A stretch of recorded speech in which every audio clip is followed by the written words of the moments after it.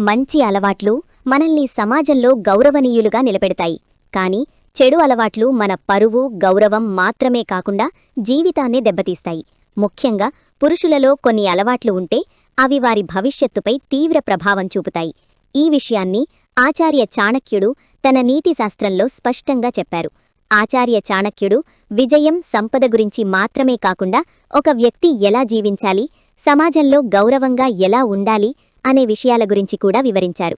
జీవితంలో విజయాన్ని సాధించాలంటే కేవలం ప్రతిభ మాత్రమే సరిపోదు, మంచి అలవాట్లు కూడా అంతే ముఖ్యమని చెప్పారు.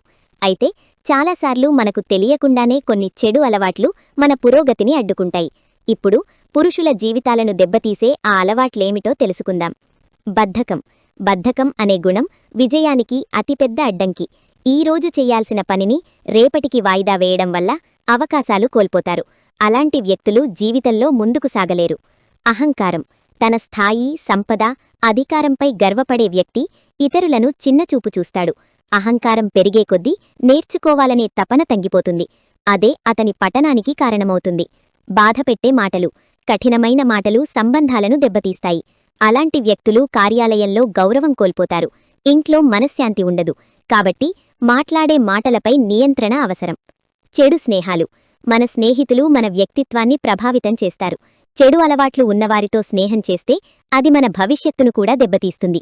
కాబట్టి మంచి ఆలోచనలు ఉన్నవారితో ఉండటం ముఖ్యం. దుబారా ఖర్చు, ఆదాయానికి మించి ఖర్చు చేయడం ఆర్థిక సమస్యలకు దారితీస్తుంది. పొదుపు చెయ్యని వారు ఎప్పటికీ స్థిరమైన జీవితం పొందలేరు. కాబట్టి ఖర్చులో జాగ్రత్త అవసరం.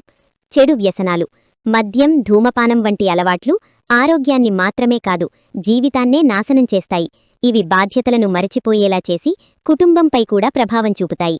జీవితంలో ఎదగాలంటే ఈ చెడు అలవాట్లను దూరం పెట్టాలని చాణక్యుడు సూచించారు.